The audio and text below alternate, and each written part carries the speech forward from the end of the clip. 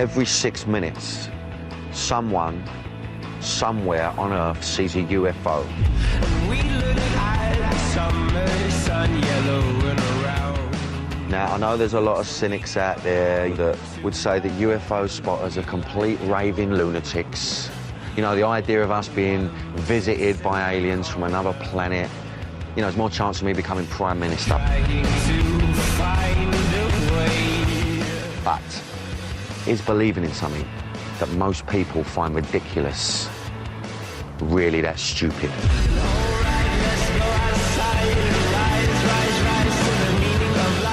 And if we did discover and contact life elsewhere, it'd be the greatest thing for mankind that ever happened. So the big question is, are we alone in the universe? I want to believe that we're not. So I'm going to go on a journey. And I'm going to meet the people who are brave enough to try and prove it. Well, I think that an otherworldly intelligence is actually focused into the plants themselves. All makes sense to me, son. There's no trace of the head. No. If I come along and just say aliens are doing this, do people think that I'm, you know, a nutcase? You know, I want to believe. Yeah, you'll see one tonight, I'm sure. My name's Dyer, and I believe in UFOs. What is that?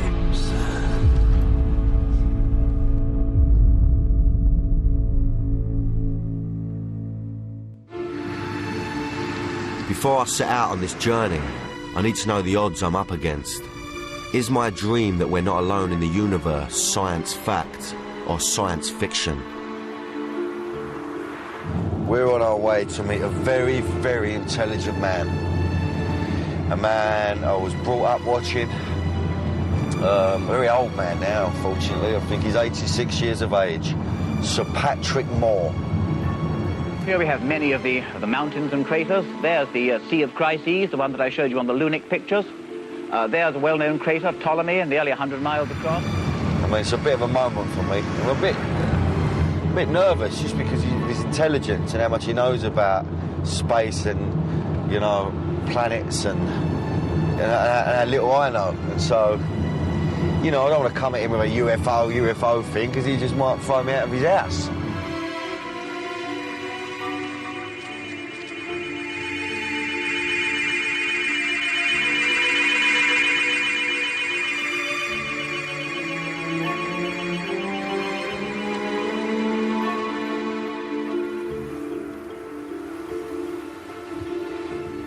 Look at all the stuff he's got up here, look.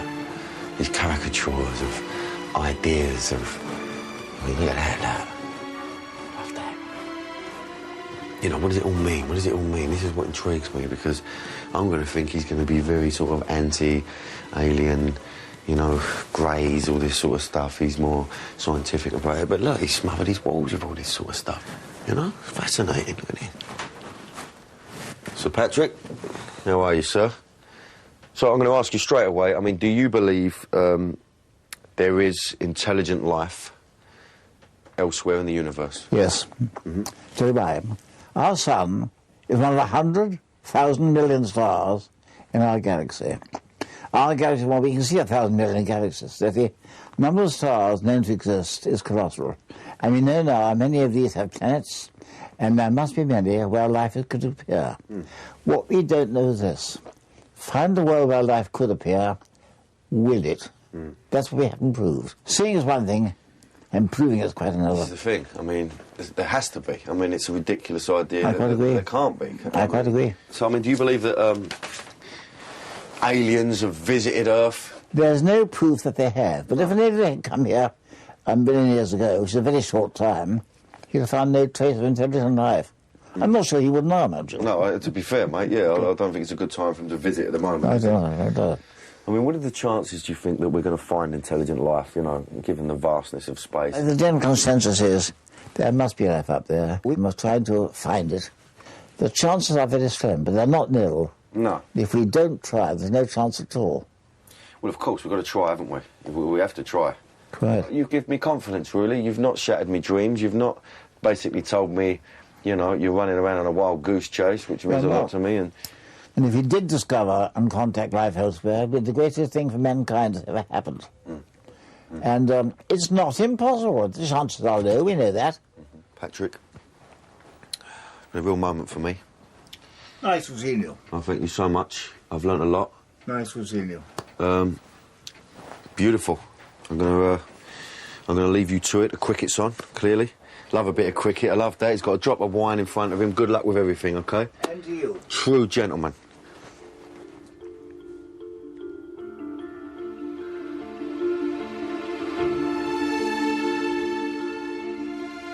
I thought he was going to totally put me off the whole thing and say that I've been looking at the stars for a long, long time and, you know, there's nothing going on, boy, forget it. But he hasn't. He's not said that to me, you know. He's saying that there's definitely things going on out there and it's not a matter of if, it's a matter of when.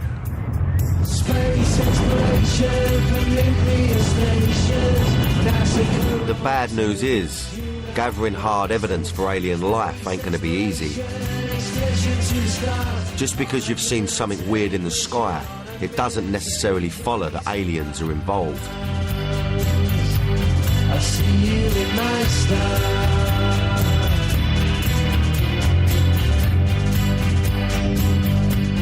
If we look at the most common things that cause UFO reports, you're looking at things such as bright planets like Mars, low on the horizon. You're looking at aircraft seen from unusual angles that are coming into land with landing lights flashing. There are weird meteorological phenomena that are very, very rare, things like ball lightning, which is a big sphere of incandescent light that can appear and disappear, behave in a very bizarre manner. Most recently, we've had a craze right across the country, people releasing what are known as Chinese lanterns, which are effectively mini hot air balloons. You know, people are seeing these Chinese lanterns, and because they're unfamiliar, they're thinking that there's something supernatural.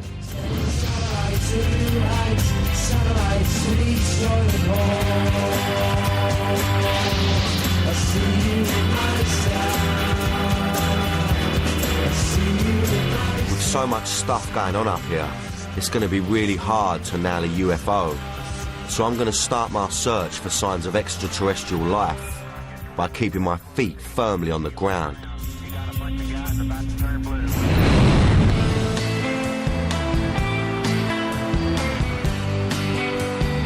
I'm on my way to look at a very British phenomenon that's been causing a bit of a rumble for years.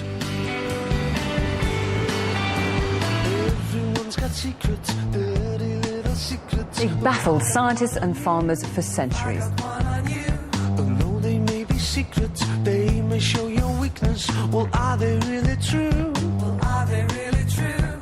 Don't tell your mates on the council estate. I'd honestly like to think that they are made by aliens. That's just me. That's the way I am, though. And I want to believe in that fantasy, you know. And I'm interested to see about what the people have got to say and why they feel aliens are doing it, and also the people that just absolutely think it's complete rubbish. You know, the alien believers. You know, they feel the people that say that it's a hoax. It's disrespectful, really. You know, they're saying that they're all. You know, it makes them look stupid. Makes them look like basically. It makes them look like a bunch of lunatics. It'd be nice to be running about with a few hippies.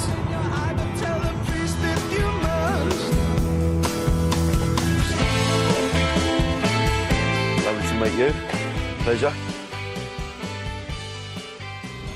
You're going to come kitted out for it? No, obviously you've only got a pair of flip-flops on. So I feel a bit better now. I've gone for the whitest trainers I've got. This part of Britain is the world's crop circle hotspot. There's been nearly 70 already this year, and Gary's taking me up to one of the biggest there's ever been, and it only came down a couple of nights ago.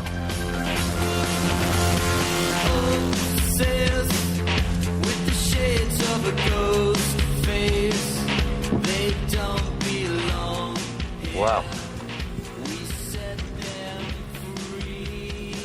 You feel something special's happened here, don't you? You feel that, You can't be, yeah, a little bit, yeah. It's just, how would you do that as a human being? How would you, it's just ridiculous. What sort of machine could you use? Well, they say, the people who say they make it say they do it with these stamping boards, but this wheat's still alive. In the barley formations, it grows back up within a couple of days, so it's undamaged. Really? Yeah. You look at the straight lines, though, and the precision of it. You'll see it's laid in different directions, which gives contrast from the air, so there's even attention to detail about a look from the air, which is again another dimension of it. One of the things we've noticed is that the nodes of the wheat, I'll pull one out and show you. See these nodes? And these nodes have got little holes in them where steam has had to escape. And the scientist who's done all the analysis has basically put a bit of wheat in a microwave and it does this. It causes that to happen, it causes it to grow. Same sort of thing. And if you zap it for too long, then the steam, because it heats up from the inside, needs to escape, so it causes these holes. We found these in hundreds and hundreds of crop circles. So there's some mechanism which seems to be heating up the wheat. It's hot. Yeah. Gary has convinced me that a bunch of blokes larking about couldn't have done all this. But I don't quite get the connection between crop circles and extraterrestrials. Luckily, there's a man coming up the hill who does. Well, I think that energy and information, whether it's a legacy from our past or another worldly intelligence, is actually focused into the plants themselves. All makes sense to me, son. All makes sense to me.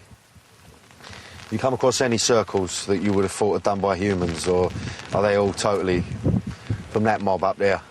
Why would you go to the trouble of changing the direction of the lay of the crop there, and here, and there, and here, and then tufting it into a weave? Why would you do that?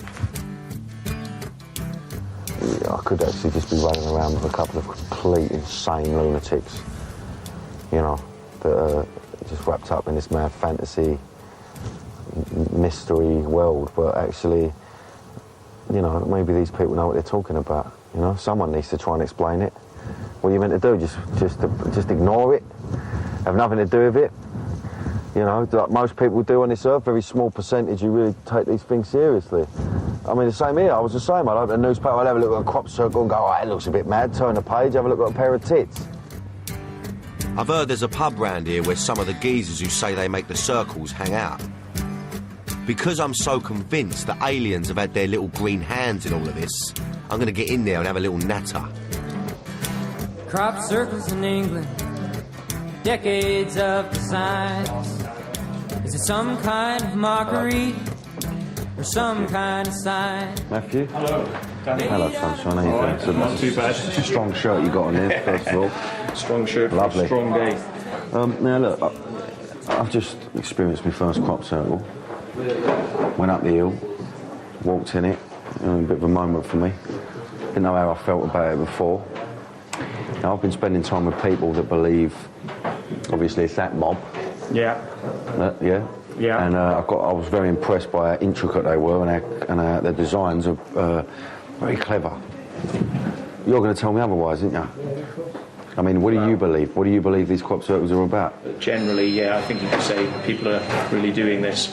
So you're saying that every crop circle that's ever been made is by humans? Well, there's a couple that appear every year and we don't know who makes them, you know, but they are in the minor numbers and they're usually the simpler designs.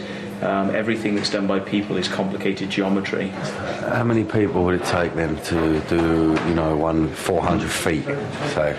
I mean, what are you looking at? Well, 400 foot, you need about 3 people and maybe 5 hours at night. If it was complicated, you add more people. How many people? Well, about three people. You could do a 400. 3 people? Yeah. But you'd be working hard. Oh, yeah, you wouldn't think so. I've just been to the one, I can't remember what it's called, the one that's 1,500 foot. Right. One that's been added to 3 times. Okay. Is that down to you then, is it, Tom? Or can't you admit that in case you get... I can't really admit anything because it's illegal activity. Get nicked. Criminal damage. Imagine getting banged up for that. What are you in for, mate? Crop circles. Nice picture in the field. Lasted about 2 minutes, didn't you? Yeah. Oh, no, you shattered me fucking myth here, look. Laid out in the wheat fields, under open skies. It doesn't take me too much to begin to wonder why. Are we living here all alone or are we... See, I didn't expect that. I thought I was going to go in there all guns blazing and go and listen, there's aliens. You know, the fuck do you think you are? You know, there's aliens out there. It's impossible for men to do that. But actually talking to them, it's easy to get sucked in on it. I don't want to just think it's some geezer you know, with his arse hanging out, running around, putting bits of wood on the floor. Of course, you want to look, you want the fantasy, but it's just confused me even more. Really, I don't want to write it off. Well, there's a couple that appear every year, and we don't know who makes them. See these nodes? There is some mechanism which seems to be heating up the wheat. You know, because I do want to believe there's shit going on up there, and you know, we're on the verge of something massive. But at the same time, you know, let's not underestimate human beings.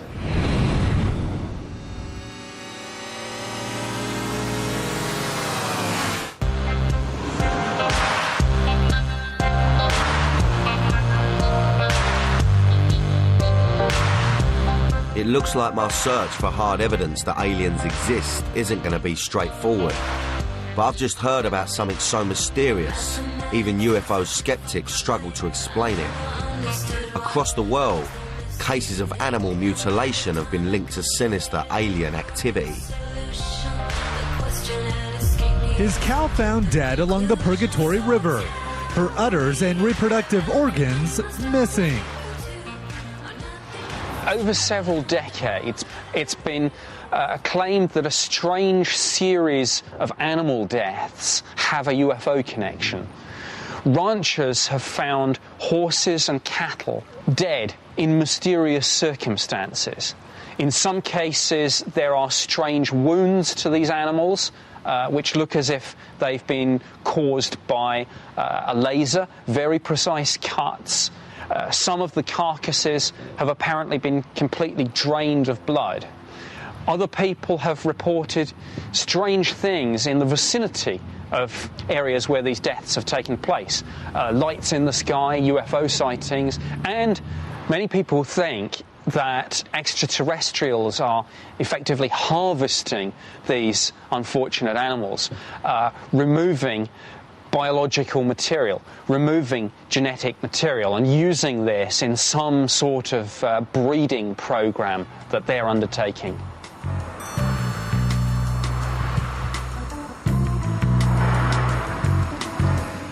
I've hooked up with Phil Hoyle, who heads up the Animal Pathology Field Unit. After dozens of sightings of strange lights above farmland, Shropshire has become known as a hive of UFO activity. Phil believes that aliens could be responsible for a string of bizarre animal deaths here, and is visiting local farmers whose livestock may be at risk from attack. Hello. My name's Phil Hoyle, and I'm from the Animal Pathology Field Unit. And we are a privately investigative unit looking into unusual animal deaths and disappearances in the county. We just want to know if you've had any unusual disappearances or any animals that might have been found with certain characteristics on the carcasses. Yes, I have seen sheep. Yeah. Like that, and I can show you photographs I've got of sheep like this. Right. Well, what always puzzles us is how the perpetrators can access the area. At times, this would indicate that these animals have been sampled by something that's aerial, and even with helicopters, some of it would be difficult to access. So it's quite puzzling that we can never determine who's doing this or what.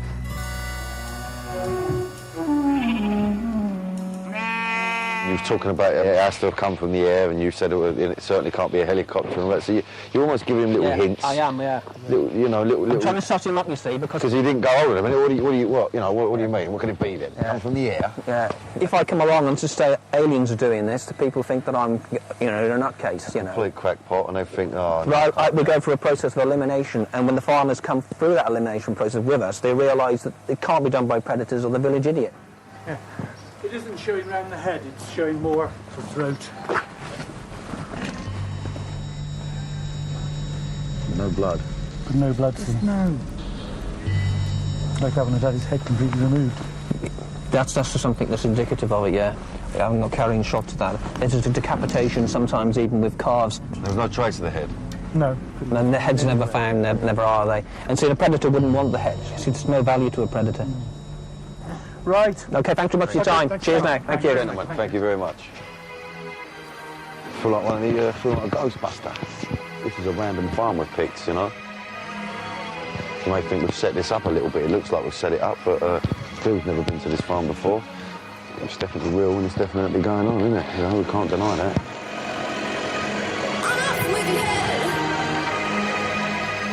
Dance These attacks are pretty gruesome, but there are no eyewitness accounts to prove that aliens are responsible.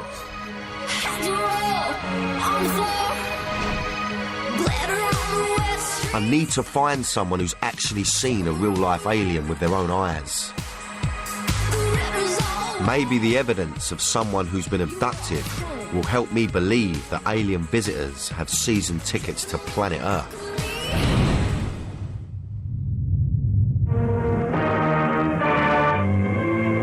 What do you want? What are you doing? They're pulling us up. Run, Wolf, run!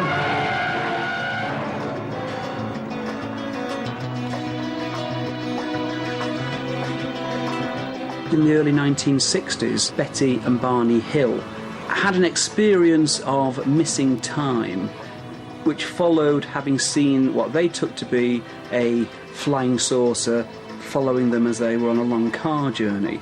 They actually underwent hypnotic regression.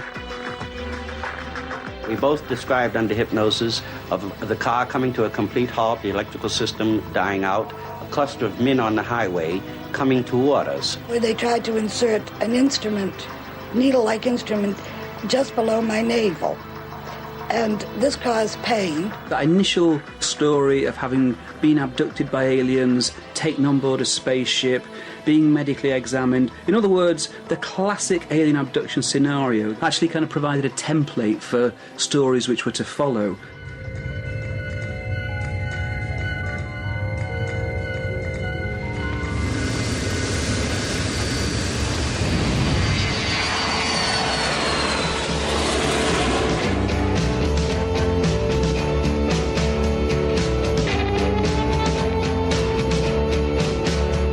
To America, the alien abduction capital of the world.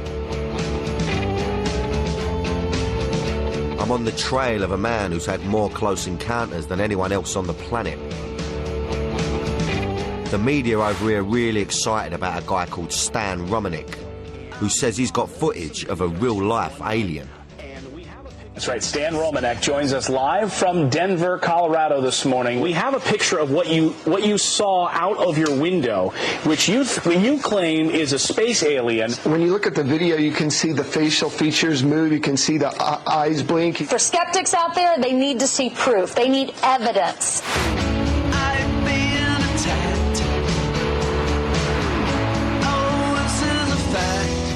Before I meet him, time for a spot of breakfast. Sets you up nicely for the day, doesn't it, eh?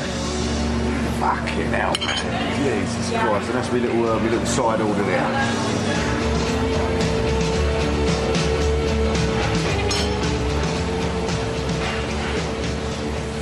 So I'm in America, Colorado.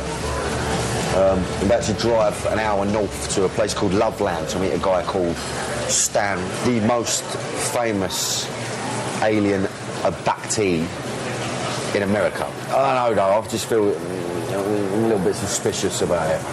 So I'm going to go and spend the day with him, try and learn a little bit about him, try and suss him out a little bit. You know, hopefully he is telling the truth.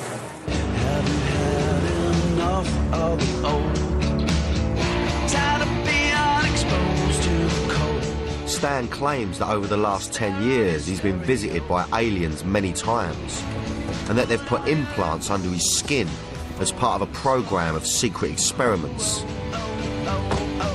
You wouldn't expect all of this to be going on in a cul-de-sac.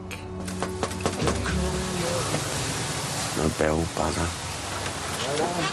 Stan? Hello. How are you, brother? Danny. Hello, Danny. Pleasure to meet you, sunshine. Come on in. How you doing? You all right? So this is your little study. This is your. Yeah, this is my office. Out, is it? You know, loving the blinds. Stan's promised to show me some footage that's never been fully broadcast before. I got up middle of the night to go get something to drink from the kitchen, and I see movement outside of one of the windows, and I'm thinking, you know, you have a camcorder, it has night shot on it. Why don't you set it up next time you see this, turn off all the lights, point it toward the window, and leave. That's what I did. Bam, there's flash 1. Wow. It's outside. Flash 2 is amazing. Wow, look at that. Now watch right here. No. What the hell is that? It blinks, it moves its mouth. You can see its retinas are reflecting the infrared of the camera. Is it some guy in a mask? I can't tell you. And then I'll see it, and it'll notice me and duck down. Fuck. That's not human. You can tell it's not human. We call him Boo because he's playing peekaboo. We name all these guys. My wife thinks this is flippin' hilarious. Watch. Oh, what is that?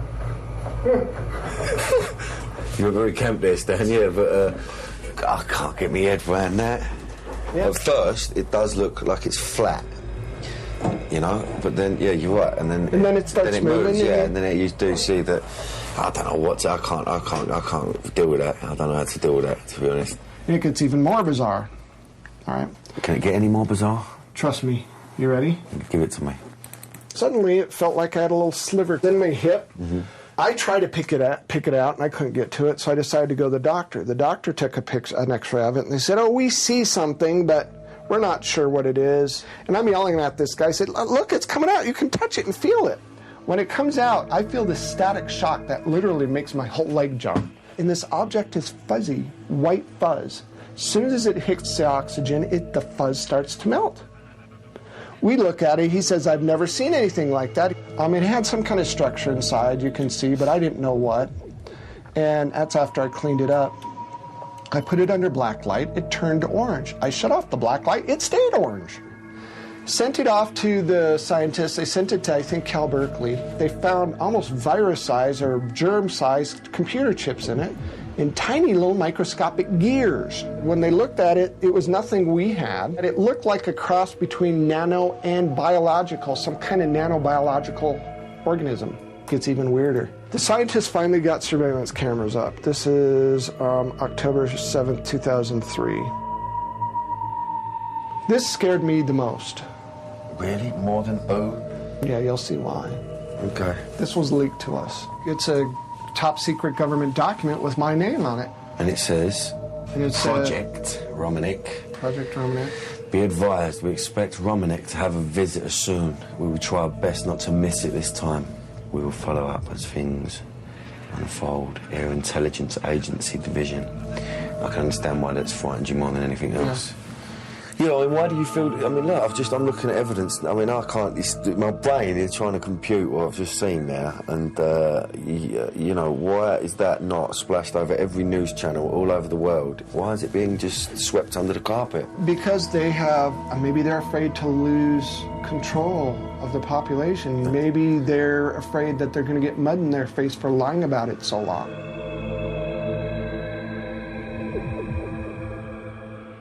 All right. Thank you, Stan. We'll see you. Thank you very much. Thanks for coming. See you soon. I enjoyed it. Thank you. I cannot believe what I've just witnessed with my own eyes. Some of the shit he's shown me in there is unbelievable. He's got evidence of aliens poking their head round a fucking window and having a pipe at him. I don't know whether that geezer just walked back in his house and he's pissing himself at me. Him and his wife are going high five. Carl, we got him good. I just don't know whether I'm losing the plot, I'm going insane, I'm tired, I'm jet lagged, and I'm just believing everything people are telling me, but I'm so excited about it. I can't tell you. My head is buzzing, I'm shaking, I'm shivering, I don't know.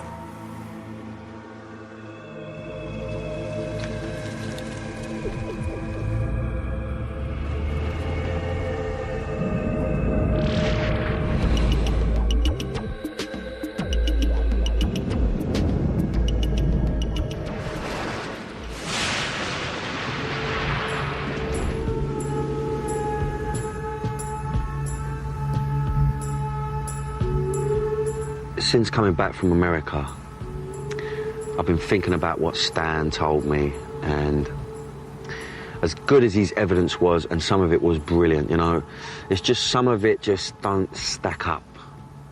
The implant could be any old bit of plastic, really, The letters from the US government, I've only got his word for it that they are authentic. I wish I could have took some of that evidence home, studied it a little bit more. But this is what I struggle with. He's got an agent, all right? And his agent wanted $50,000 for the footage, and that worries me a lot. Truthfully though, I think this whole UFO business is getting under my skin. I'm hooked, and what I've discovered is UFO fever isn't just an American phenomenon.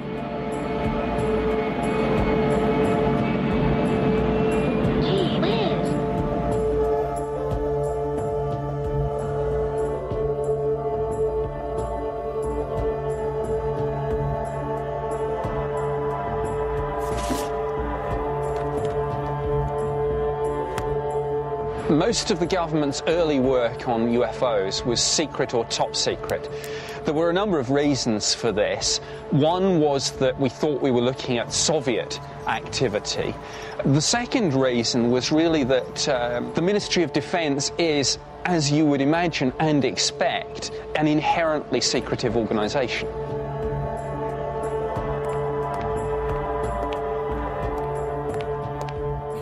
The Ministry of Defence receives more Freedom of Information Act requests on UFOs than any other subject, including the war in Iraq or Afghanistan.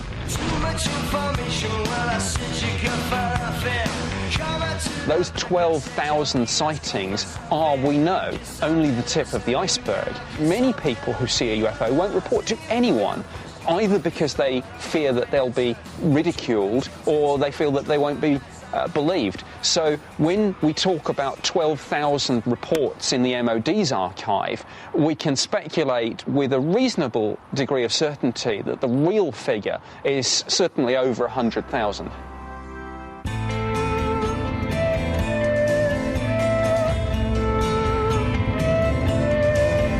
I'm on my way to visit Wynne, the crop circle guy. Now, if there's anyone who fits the description of a UFO fanatic, it's this gentleman. He's been filming the skies above his house every single night for 15 years. I hope he's just going to show me the edited highlights. There he is, look at him. Such a mad cat, isn't he? Such a mad cat. How are you, son? Welcome to Chateau d'Espère. Lovely to see you, son. Lovely to see you. Well, it's a bit remote, isn't it? So you sort of set cameras up every night on your property? We stick them out here in the garden. Every single night, yeah? Every single night that I'm here. Wow. The cameras go out here. Absolutely. And they just run all night. And you've caught some activity on these cameras? I've caught a lot of things on these cameras over the last few years. Brilliant. What's this number here? That's a robotic tracking telescope. A robotic tracking telescope? It is indeed, sir. Wow. This is what I film the stuff on the moon with.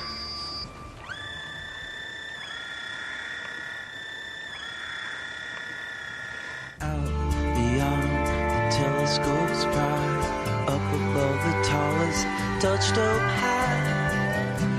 This is what I sit and watch every morning, just watch stuff go by. There'll be 8 hours on each machine. We'll fast forward them back. That will take like an hour to watch through.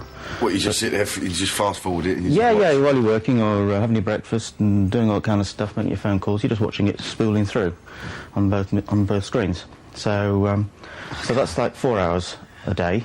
It takes times 4 hours, so say 25 hours a week in, week out, 50 weeks of the year. It's a lot of work. The thing is, you've got to look at the screen, no, because like you say, you're saying you're having a bit of breakfast or whatever, it take you a while, you're going to miss something. Yeah. Personally, I prefer to watch Soccer AM whilst I'm having my toast, but Wynne's dedication has paid off. If you watch this carefully, okay, you'll see there'll be a black triangle. We'll actually now try and push that out of the way. It's actually going to prod it. It's the most astounding bit of footage I've ever seen. So it's drawn back now. And it'll actually move towards it. There we go. And that backs away. Actually backs away from it. There you can see it pushing it. Just like it, isn't it? Yeah. It's pushing. That's kind of what you're after, isn't it? Just, I mean, look at that. Right, then I'll show you the moon disk now. And you just watch for the bottom left corner and it'll go by in a second. There it goes. That's the baby. Now whose is that? And how fast was that going, to predict? 70 miles a second. That's 140 miles across there, and it covered it in real time in 2 seconds. Fuck me. Oh. Wynne may have got the patience of a saint, but I want to see some alien activity tonight. I mean, what are you hoping we're going to see tonight? The first thing we might spot are some balls of light flying around the field. Okay. They're usually a telltale. They're like an orb, are they? They are like an orb, but sometimes quite a bit bigger.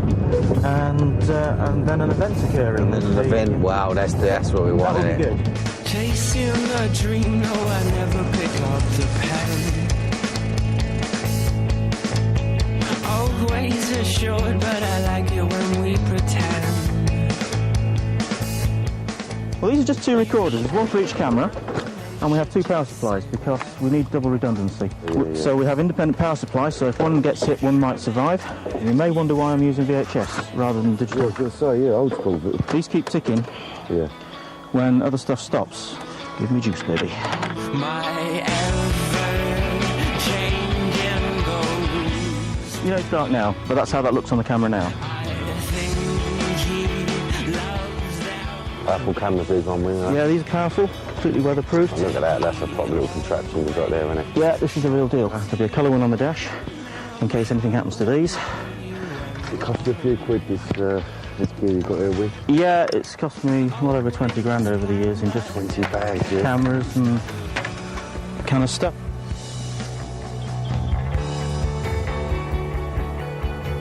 I love it, look at it in there, look. He's on it, twitching away, he's got his eye on everything, 4 different cameras.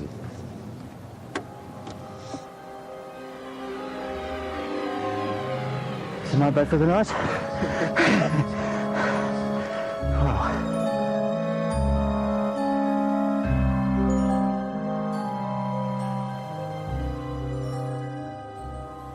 I'm not sure I'm up for all this hanging about, just waiting for something to happen. If aliens were on Twitter, we could ask them to come and say hello.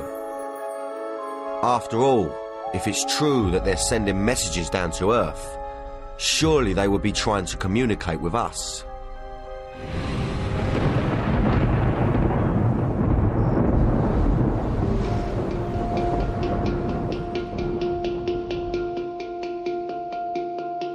And in 1954, George King, who at that time was a taxi driver, claimed that he was contacted by telepathy by these advanced beings who inhabited Venus, Mars and various other planets in the solar system, who spoke to him via telepathy and said, prepare yourself, you are about to, you've been called to take your place in the Interplanetary Parliament. And from that point onwards, he started to receive telepathic messages, and he actually began channeling these messages through his own voice. Now, who is going to speak to you this evening, if you can get in touch? Intelligence from the planet Venus, who we call Ethereus. Right. Will you now try to go into a trance for us? I will try.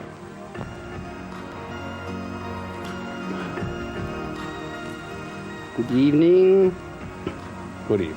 My dear friend. Your name is? I am known as Ethereus. Could be from Venus. Could be from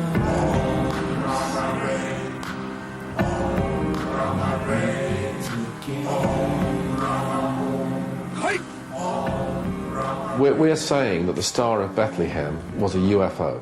Absolutely, definitely. We're also saying that UFOs are reported in different ways in many parts of the Bible, the Holy Bible. In Operation Prayer Power, everybody comes together. We have a prayer team who are approaching the battery, putting their hand up against the aperture of that battery. Everyone is using the mantra to send energy through them while they pray. This is where we have direct cooperation with beings from other planets. Are the planetary ones? That energy is stored in that battery, and then later on, of course, we can use that to bring healing and peace to the world. And wondrous glory, His divine heritage. I think communicating with aliens for the good of humanity is fantastic, but I wonder if getting in touch with that lot up there could increase my chances of seeing some hard evidence. I've had a call from Phil in Shropshire. He's hoping to start up an intergalactic powwow tonight. Phil, it's probably safe to say, is obsessed with the idea of aliens, with the idea of, you know, people from other planets, you know, making contact with us. So what he does is he goes to the top of a hill, another hill. There's always hills involved, I don't know why. But he's going to go to the top of a hill with some friends of his, people I think that claim to have been abducted, and he's going to try and make contact. You know, let's see what happens. Maybe tonight's the night. I finally gave myself a time to see you. I finally gave myself a time to see you for a while. What we try and do is to try and create some sort of interaction by telepathic communication, or even sending out a request signal to anything that's possibly in this area. On the tape is a recording from a number of people who have had experiences with some of these races, and they're going to talk in their language and ask and request for an interaction. Just a tiny little, just something, just anything, just a sign. Well, what it is, any sort of presentation. I mean, it could be that something's actually seen, a craft or some object presents itself, orbs or whatever. He's got a dictaphone with a tape, and he's putting it up against some sort of CB radio, and he's putting a message out there. I mean, this could be absolute genius, real, or a complete load of bollocks. And you never quite know. Until I haven't experienced myself, I'm never going to know. Just put the tape on.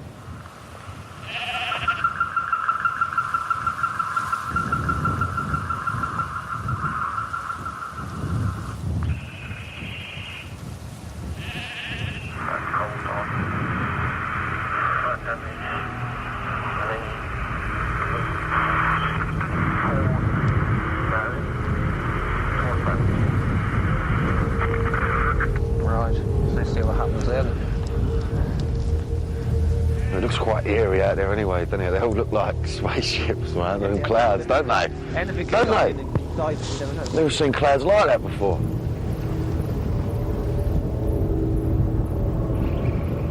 People watching this, I think he's a complete, absolute raving lunatic.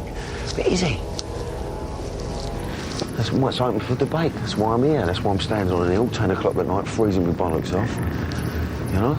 Because I believe something in it, I do.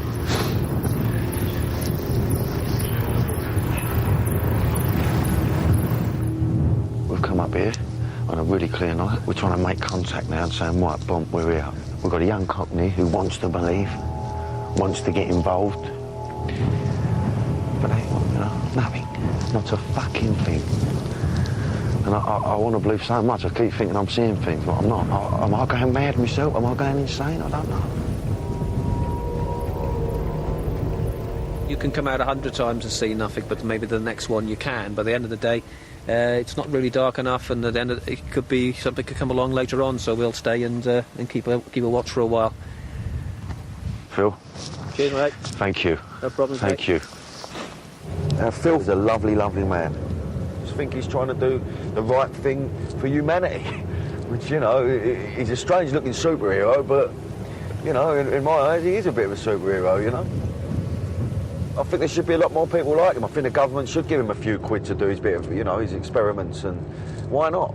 You know, because there's definitely strange things going on out there, unexplainable things, and he believes that very soon they're going to land and they're going to show themselves to us, and I don't know what he's going to do then. Once they'll come down and start shaking everyone's hand, you know, and they probably blank Phil. That'll be the irony. I just need some sort of proof now. I need something. I need to see something that's going to, you know, get me excited again. The more you ignore me, the closer I get. You're wasting your time. The more you ignore me, the closer I get. You're wasting your time. I'm near the end of my journey, but I still haven't witnessed a real-life UFO. I've come back to America to visit the UFO believers' holy shrine. It was just above that mountain over there that the first ever flying saucer was seen. This is like a pilgrimage for me. It's my last chance to prove that everything I want to believe is true. We're on our way to go and see a guy called James Gilliland, who basically owns a UFO research centre a couple of hours away from Portland. I'm hoping it's going to be quite a hippie, sort of a hippie feel to it, you know what I mean? Free love and all that, and everyone just sort of sitting around talking and, you know, being generally nice. Don't know what he's going to make of a Cockney. You never know what Americans make. You know, Cockneys, a Cockney in a pink shirt and all, you know, going for the Essex boy look, you know. Hopefully I'm going to have a real bond up with them and just spend the night with them and, you know, the idea is I'll see something, you know. So I'm just going to be looking at them stars all night. James's ranch is a magnet for true UFO fanatics. There's been more sightings here than anywhere else in the world. Even Robbie's been known to drop by. James, I'm Danny. Danny, welcome to He City. Thanks for having me. What a beautiful place. Oh, I love it here. I mean, look at that there, look. Yeah. That's pretty amazing, that is. This is like the field of dreams where all the paranormal activity happens, and you come out and watch the UFOs. Really? Come and buzz us on a regular basis. Well, this is my mission. I just want to see one. Yeah, yeah. You know, I want to believe. Yeah, you'll see one tonight, I'm sure. You reckon? Yeah. I've been struggling, man. I've been running around for nearly 2 weeks, nothing. So you think you're that confident? No, yeah, you'll see something. This mountain right here, at the very center of that mountain, there's a huge light, and it's like a door that opens up, and things come out of it. And then they go in and out of the mountain right here, and we have all that on film. We have the door opening and just all kinds of phenomenon happening. Really? Mm-hmm. That's a perfect spot, isn't it? Yeah. I'm feeling it. I was just going to say, you're probably feeling the energy, because you feel the energy before you see them. This is a really high-energy vortex area here. Yeah. I don't know how I'm going to react to it, you know, because it's something I've been wanting to see since I was a kid. And do you think you really have to believe to have an encounter? Because some people I've spoken to never really believed, and then they had an experience, and then they became quite obsessed with it. Well, you know, science has proven that you actually see with your brain. Yeah. That your eyes are picking up billions of bits of information. Your brain chooses out of that information what is going to be helpful for you or what you can use in your reality. And so it's really wrong to say, I'll see it, I'll believe it when I see it. It's better to say, you know, I'm just open to the experience, anything's possible, and allow the universe to teach you. James's preparation for a night of UFO watching is a little more complicated than packing a few sarnies. If I want to see something spectacular, I've got to open my mind to the powers of the universe. I don't really know what to expect with this. I don't want to something I've never done before. These are obviously old hat at it, they're old pros, and I don't want to mug myself off really, but I suppose the whole idea of it is letting yourself go, isn't it? And not feeling embarrassed about things. So bring it on. Let's get all spiritual, as they say.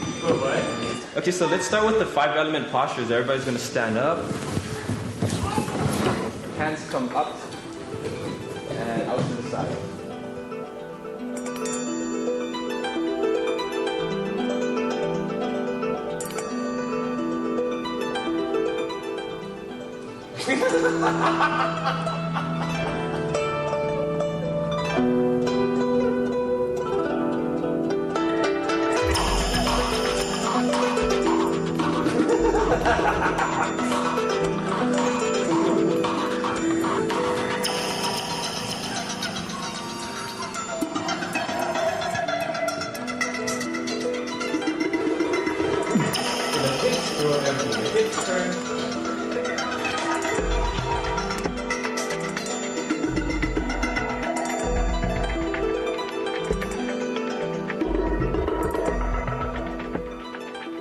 Go. Hey, right on, man. Thank you. We had a good experience there. I haven't felt this popular in a long time. Thank you all. Thank you so much. But I'm not entirely convinced that meditating will bring on those spaceships.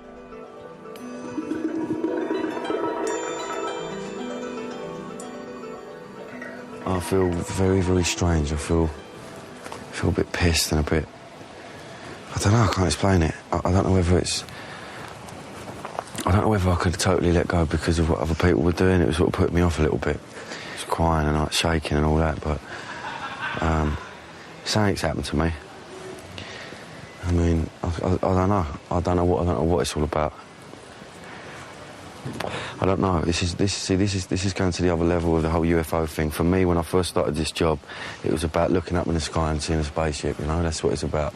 Are there UFOs? This is about, you know, having to open yourself up spiritually to be able to be in touch with them. And you go into yourself because obviously you've got to hold these positions and all you've got is your brain and your fucking thoughts. And for me, it's not necessarily a good thing.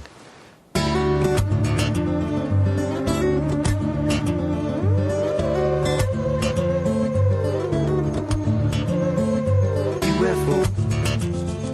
Hello. UFO. Hello. I love the idea of having a bit of land we can do what you want with. Right? This is his plot, he's got his ranch. So he likes to look at the sky, so he's built a little tower. They come in peace. Oh, that is awkward. We like to get drunk and fight each other in bars and all. Here you go. So here we are in America.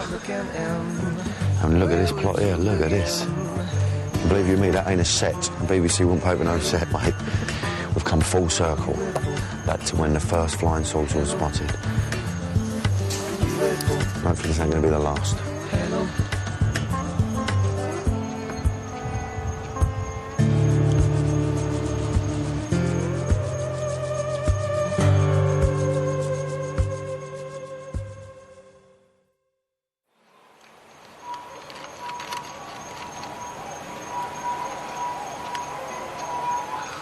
Beer.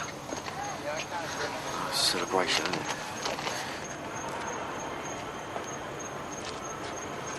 See, you can see.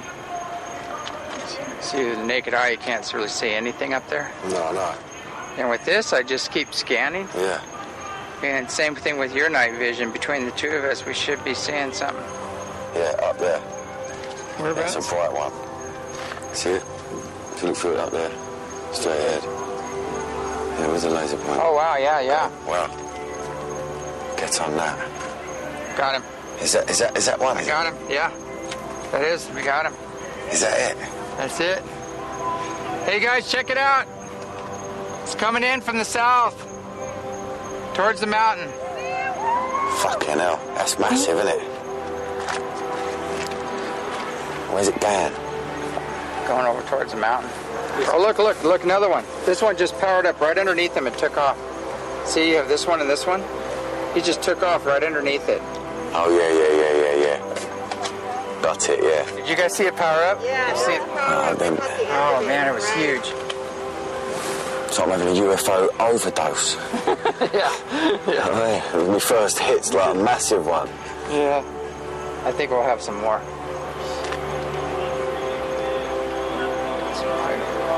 Oh, look at the mountain. Look at the mountain. Look at the mountain. We got a light on the mountain. See it? Oh, here he goes. Whoa, look at that. That is bright. Look at that. Look at how bright that is. What is that? Look at that. It's actually a doorway to the inner earth, and the ships come in and out of it. And what's strange is we see things going in and out of the mountain all the time, but if you go up there, there's just a huge lava face there. There's nothing there. Whoa. What was that? Whoa. Did you do a line? Nah, didn't do a line, just massive flash. That was the big flash that kind of like line, huh? Yeah, look, there's again, there it goes. Sometimes you see more. I've seen about 4 or 5. I can't believe it.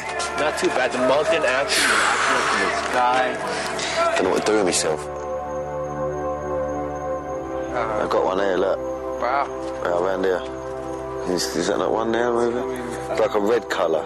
Look at that. Look at that on this. Oh, look at that.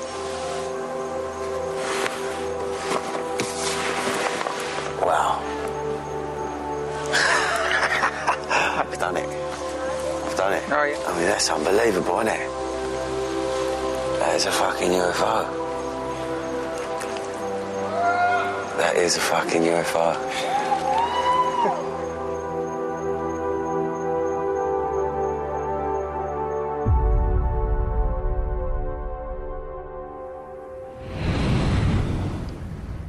So I did it. did it. I saw an unidentified flying object. Now, I know you cynics out there are going to say it was a meteor, it was a space station, it was a satellite, you know, but for me, it was a UFO. And it was a magical experience. And no one can take that away from me. I think the one thing I've learned on the course of this journey is where there's belief, there's hope. And that's the one thing that keeps all these guys going. And I hope that one day, in my heart of hearts, they'll all be proved right. It's a long, dark road that I call my home. It's a long, dark road that I'm cursed to roam. These many nights I've been banished here. My companion is the stars, with a bedroll and a blanket, and just the rocks to lay my bones. One day, from the darkness, I'll come rapping at your door, and I'll never... Former supermodel Jodie Kidd examines the power behind alternative therapy in I Believe in Miracles next Tuesday at 9. Next tonight on BBC 3, there's another chance to see tonight's EastEnders.